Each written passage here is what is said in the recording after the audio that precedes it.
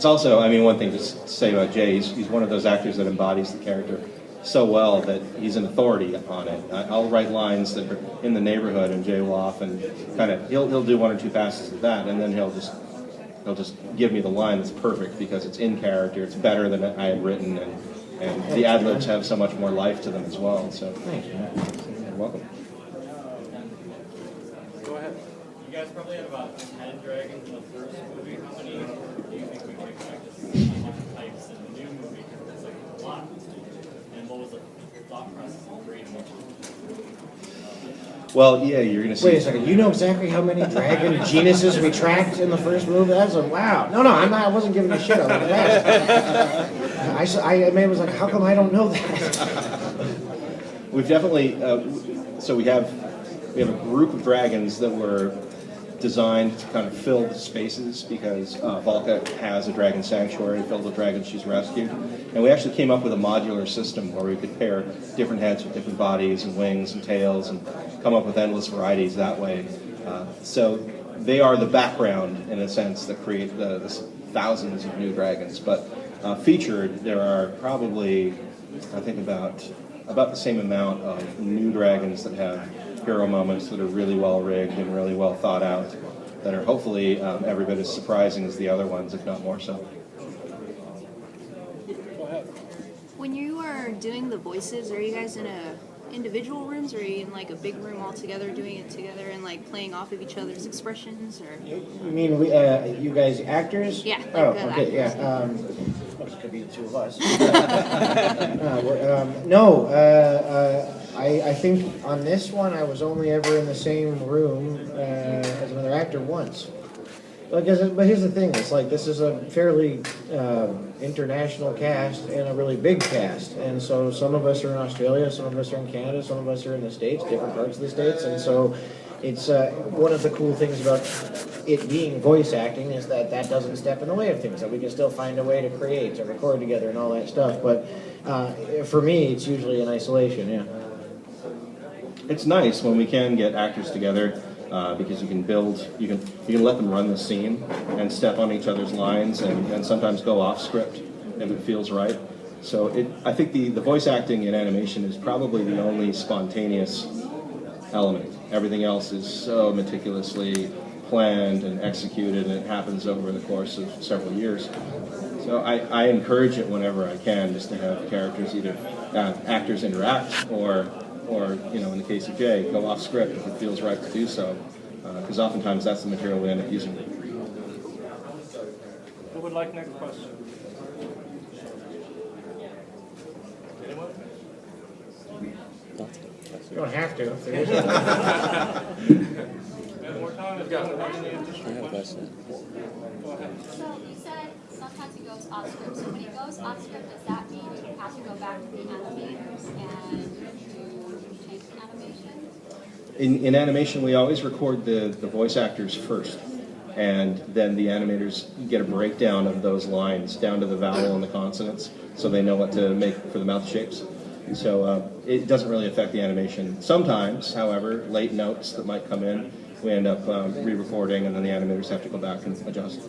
Sure. So you have a question right here. I wanted to know about some of the newer characters, specifically the ones I believe are played by kid characters.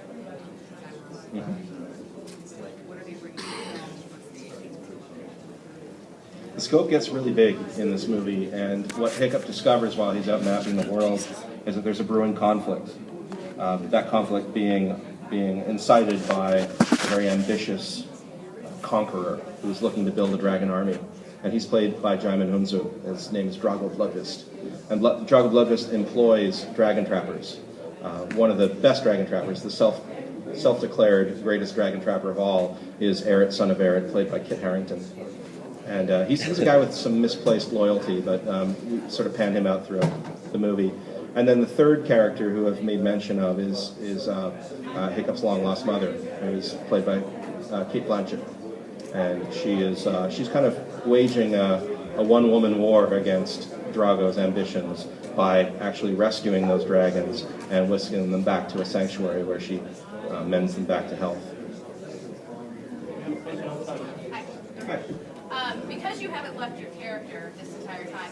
How much input do you get to give towards maybe his reactions or things like that? Do you get to give more input now that you've played him for so long? I'd like to think so, but I really have no idea. I mean, they might just be humoring me, do you know what I'm saying? Like, yeah, sure, go, do that one, yeah, whatever, they won't use it. But no, I'll say that I argue a lot, no, not a lot, but I just sort of like I adore that character, and I'd like to think I'm one of the people that knows him the best.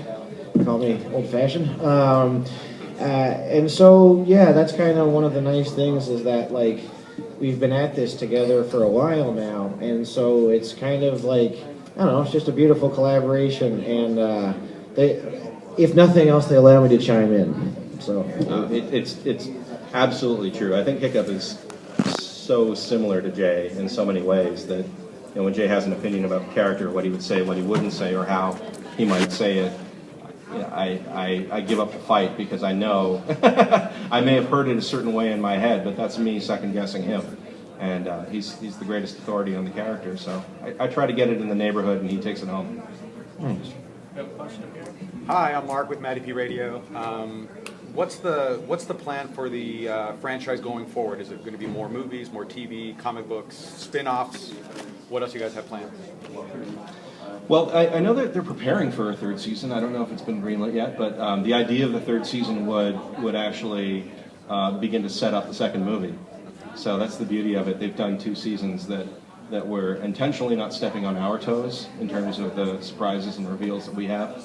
Now that the second movie will be out there, then the third season that would follow it could get a little closer to the setups Going of to the those same things, lines. and yeah, hopefully create a seamless narrative. I know that there's been quite a lot of talk about expanding the world with different novels and young adult novels that would kind of explore different characters and different backstories, and so that's all yet to come.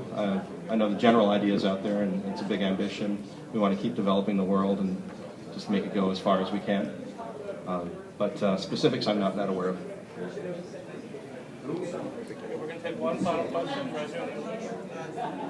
Do you voice a character in this movie, like perhaps a dragon or a hapless Viking or anything? No. I do a lot of the temporary voicing. In fact, I'm the temporary voice of Hiccup until Jay comes in. It's horrible and embarrassing. I'd never let any of you hear it. I'm not an actor, and I'm very happy to hand it over. But it's just a necessary. It makes my life wonderful. I look forward to it so much. His temp work, the